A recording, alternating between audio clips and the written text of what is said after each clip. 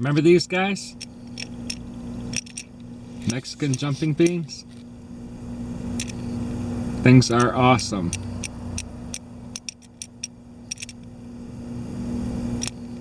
There's a little grub in there. And as it moves around, it moves the bean. And I learned that when I was a kid, that if you warm them up, they hop more. They move around more. So you used to race these on a little mat. You draw a circle around them. Whoever comes outside the circle first wins. But it takes a while. Cool stuff. That's an awesome leafhopper. Yep, there's another one. Is he on the sand? Right Good. there. I could film him better. They're actually, looks like they're adapted to hopping forward instead of side to side. Yeah, man. Probably live on this side. It's crazy. The diversity of life, which is a class actually that I have to take. I'm thinking about it soon, which is cool because I think it helps you classify things. And, it's just so neat. I think this is gorgeous. If this doesn't work again, I'm giving up on it. Now I found one of these grasshoppers, right? I found the trail, and I knew it was a grasshopper, so I followed it. And I don't know why, I was just compelled to follow it. And I followed it all the way along, and get this, I found the cricket at the end of the trail dead, just sitting there, or the grasshopper. So we picked up, that one's moving. That one's moving. Pretty good. Oh, the tail's see his out siphon? on that one. They both have siphons out. Oh, cool. That's his foot. Look at the siphon. Turn it to face you the other way. You'll see the siphon. Oh, yeah, that little thing. Yeah. That's for getting air, water, sorry. Feeding. So we picked up this razor clamp, and it was all lined up with these guys. One of them fell off. That's some cool stuff, man. There's like 7 of them in there. Yeah, there's some under in there too. That's too cool. Oh, cool, man. That's neat. That is way cool. Looks like cocoa beans or something. Yeah, right? It is. It's like a seed pod. That's neat. I've never seen seed plant. Sea snail? I know. It's the fatigue dog. Fatigue's gonna be short.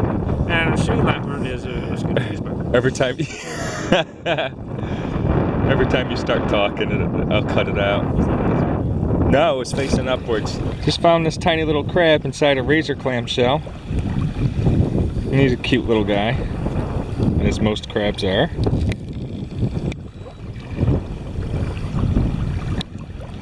Awesome, so we're not going to starve tonight. You can see him. I'll have the claws, you have the legs. Put it flat, you can see him filter. See that? Yeah. Cool. Yeah, no. I'll take the tail, the crab tail. It's a delicacy. He's so cute. I'll never get over crabs. I wish I had a tank with crabs in it. Look at him pushing my finger. Oh, sorry, dude. Oh, just a foot. I don't need that. You can tell this is a male because he has a larger right claw. Okay? The females, both claws are the same size. So the males use those claws for territorial disputes and also to impress the females. They wave it around like a little flag, and she's like, "Ooh, you got a big claw. I want you to grab me with it." Oh, his underside's way different from the other ones. Now, see that flat part that's cool. This flat part here is actually a tail. And if you can get in there carefully, you can lift it over on some of them.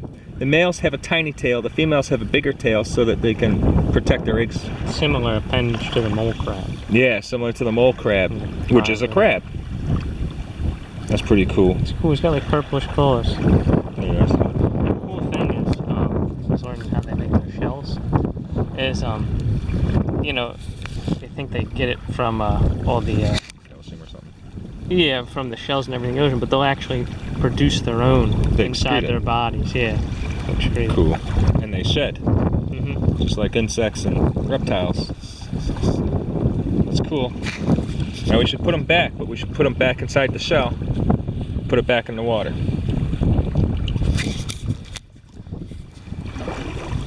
Run for cover. Get in there. Hi, my name is Little Crab. This is how a crab walks. There he goes. Hello, little crab. Hey. How are you? That's cool, man. That is blue crab, good one. Now, I don't know if you guys can see this on video, but there's a whole bunch of crab tracks right around here, around this claw. So they could have come to investigate it. Like, oh, what's that? And they come and check it out. Like that light bulb that I found at Cape May one year that I filmed.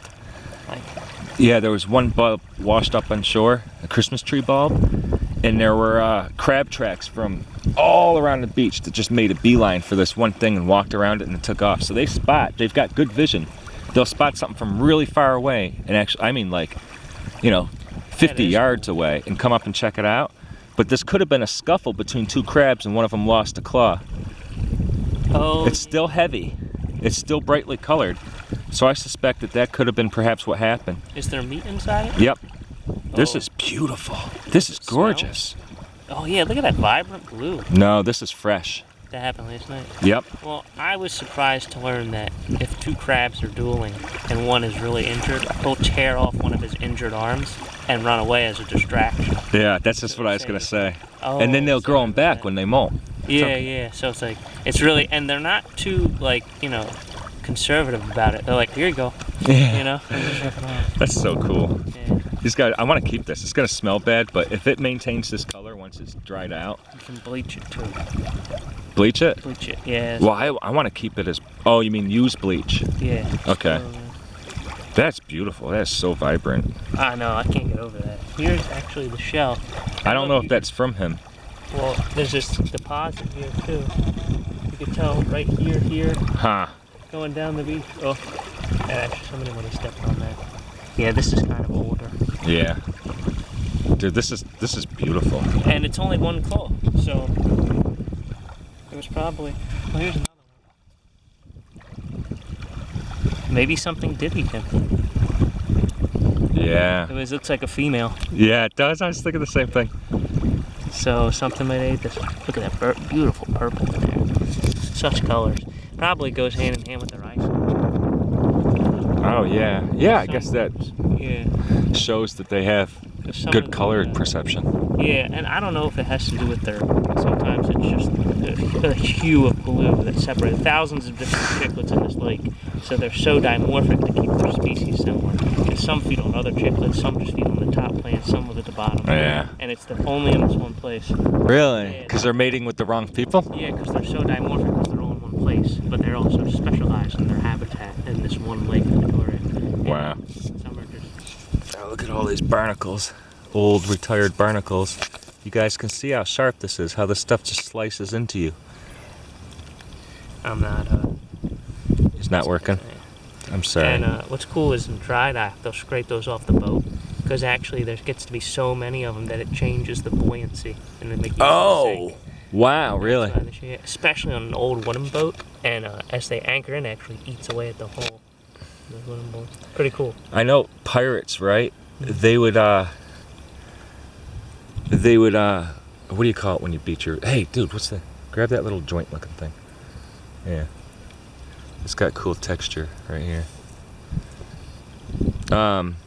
They'd find a hidden cove or something like that and bring the ship up onto the beach and lay it on its side, and they scrape off all the barnacles. They do it every few months so that they could catch all the other ships, because other ships would do it like once a year. Yeah. That's cool. Well, it's funny how those little things made such a difference back then. Mm-hmm. They probably still do. Here's your thistle grass. Yeah. Oh, sorry. No, you're It's okay. right there. No, you're cool, man. This is that stuff that Ivy and I ran into when we were shooting one of those weddings. This stuff, when it's ready to go, when it's in the fall, just slices into you, cuts into you like cacti, and it doesn't let go. Let's call it beach nettle from now on. Do we know what it is? Okay. Or sand nettle. Sand nettle. That's a good name for it. Yeah, it is. These things are so sharp. Look at all this texture of the wood that's been eaten up. Almost feels like coral in its own right.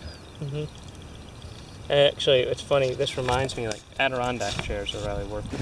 Okay, guys, I was walking along. I felt something kind of hard, and I started digging around it, feeling it, and I was like, this feels like something. So I showed it to Joe, and I was like, lift that up. And he lifted it up, and it turned out to be a horseshoe crab. He's got all these crustaceans living on him. Okay, these are all alive. They hitchhike, and they have defense. You know, they can live with this guy and feed on whatever he goes through, so they don't have to do anything. And but look at this. I don't want to get in there too much, but look at the here. Turn them this way so that the sun can hit them. Okay, stay there. Okay, look at that. Look at how the structure of this. And he's got a claw at the end of each of his appendages. And they have 10 legs, just like a lobster and stuff. And look at these here. Okay, that's really cool. And let's see if we can see his eyes, because this one's alive. We can see the compound eye. This one has debris right over it. And they don't even care, because they rely more on their other senses than they do their vision. It almost looks like part of that gill. Yeah, it does. Okay, that's amazing, man. A living horseshoe crab, and it's heavy. It's pretty heavy. So you want to talk about him, Joe? Okay. So this species, like I said, is really abundant, really important. And after they're done laying their eggs, which if you look down the beach, there's a lot of dead horseshoe crabs. Lots of dead ones. They're almost completely expended all their energy swimming, and they just die after they lay their clutches of eggs in the sand. And actually seagulls and a lot of migratory birds from South America depend on this food, because they're also, after they make their migrations, endangered. A lot of them are endangered migratory birds who eat the eggs, and they have no energy left, absolutely dependent. The horseshoe crab itself is not very well protected when it's in the ocean. Things can eat it, but it has such large numbers that it doesn't matter. It survives, you know, kind of like cicadas when they come out in full bloom. There's so many, it doesn't matter how many you eat, almost, they'll survive. The biggest threat to the horseshoe crab, though, is when it's laying its eggs. It wants to make sure those numbers get there.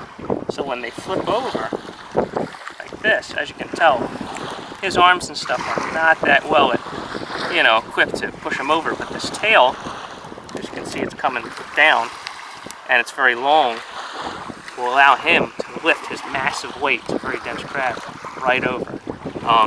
Because seagulls and things will peck at it. Show us that groove.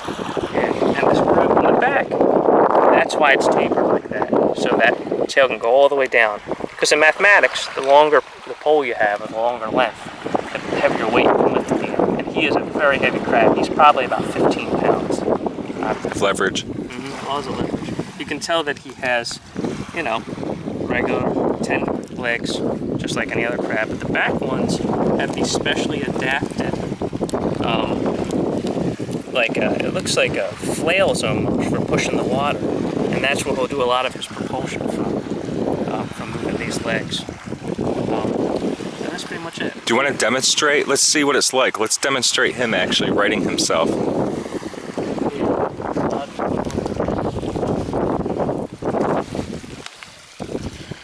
Now he might be kind of tired and not do it, so if he can't, we'll flip him. But some cool facts about these guys are they have a very advanced immune system and a copper-based blood. Their blood is blue, and they do not get sick.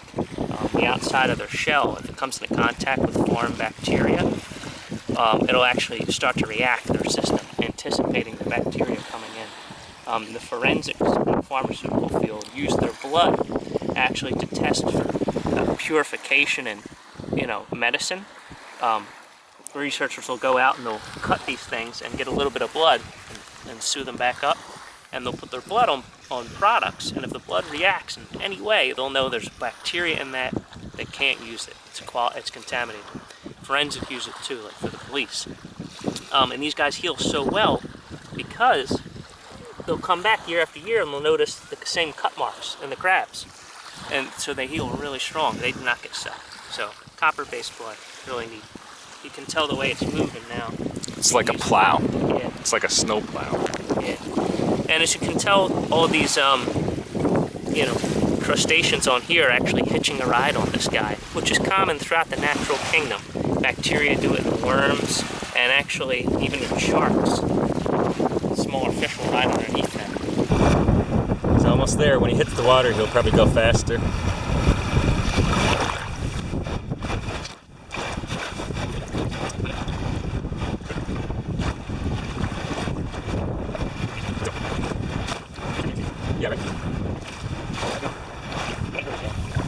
It looks like they use that as a propensity to curl up like that. Yeah, I think so.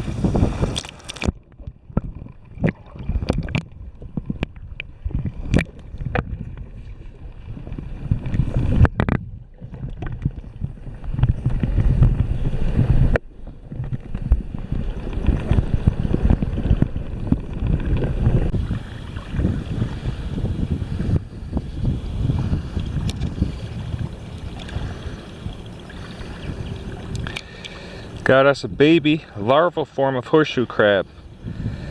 And as you guys know, anything that lays 1 billion eggs, it's because of safety in numbers, right? That means that this is a great food source for a lot of creatures. And there's a very high mortality rate, or else they wouldn't need to lay 1,000 eggs in one go. Which is probably a lot more than 1,000 eggs. And you can see, look at those compound eyes. Wait, focus. Yeah, those are the compound eyes. They stand out a lot more now because it's in its larval form, which is pretty normal for you to be able to see eyes better when things are babies. He's actually crawling up my skin, relying on that little layer of moisture. But that's a really cool guy. His tail's not developed yet. So if this guy's on his back, he just waits for the current or something to flip him over. And they're always this nice green too when they're babies. I don't know if they always are. Maybe Pacific ones are different or something. But that's really cool. Already has his complete shell and all that. Let's see if I can get closer.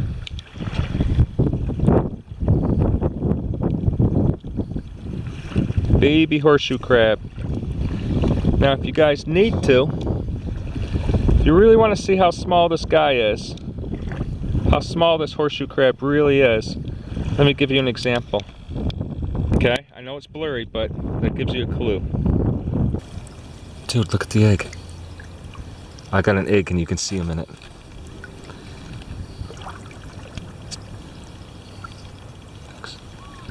I gotta look at that when you're done. Yeah. We should make a whole Atlantic horseshoe crab video. We start out with the egg. This is a horseshoe crab still in its egg. Nice cloud coverage. Look at that. It's beautiful. Yeah, you know that's going to be some weather.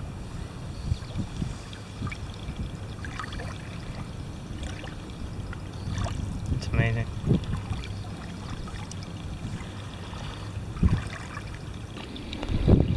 Found one of those jellyfish that refracts light. The sun's not shining on them right now, so you don't see those lights going down the side. Now normally if we had light shining on this guy and we had a dark background, a black background, you'll see lights traveling all the way along his side, which aren't actually lights, it's a refraction of light. It's basically an illusion, just like the feathers of a hummingbird. This is really hard to film. We can't get a clear enough pool of water to be able to show you how these guys really are. This is really difficult. I'm so excited to have found it, but you can't actually see it.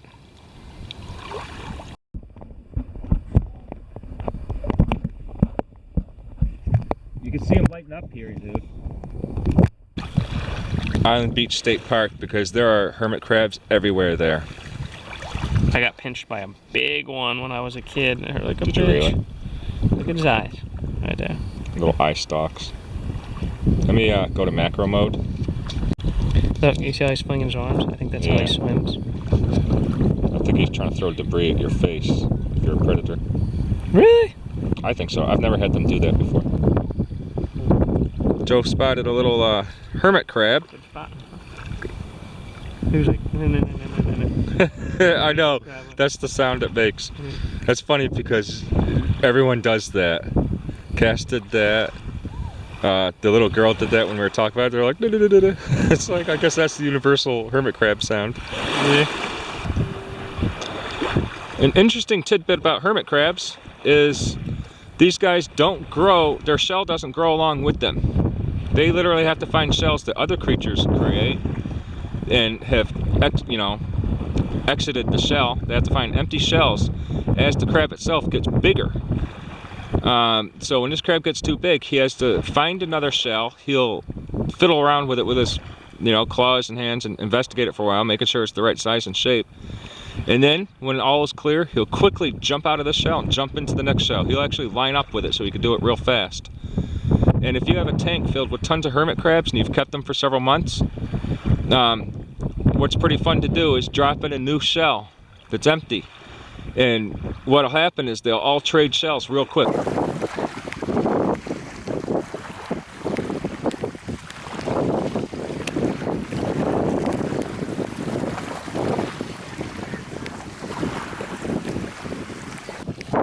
even put anything in there.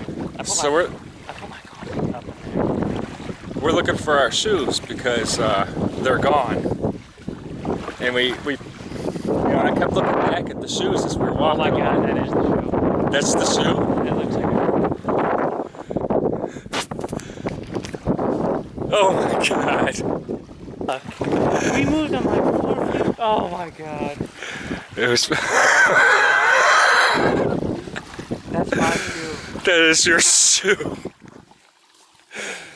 Oh, dude, I'm sorry, man. Like, I know it's not that funny, but I'm laughing at the irony of our. I'm that guy. Well, apparently, I don't even get a shoe pack. I lost my socks too, and there was a coffee cup. Not intentional. That was very unintentional. It must have came in like 5 feet at the time. Look how the feet just got. Yeah. Dude, the water's come up like a good 15 feet. I wonder if we're going out to sea. Dude, oh my God. So are you You lost your shoes. I know. Definitely. They should be floating though, right? Well.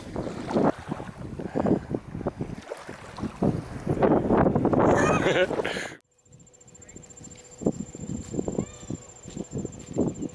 no sail down there. Nope. Oh, they could probably Towing? With that little dinghy? No way, dude. Really? You should push a 40-foot boat yourself. Batteries dead. Through the water. This is an awesome bridge. Yeah, it is. It's like a, you know, structural, yet kind of artsy. Yep. It's like, welcome to Delaware. Give me a money. Yeah.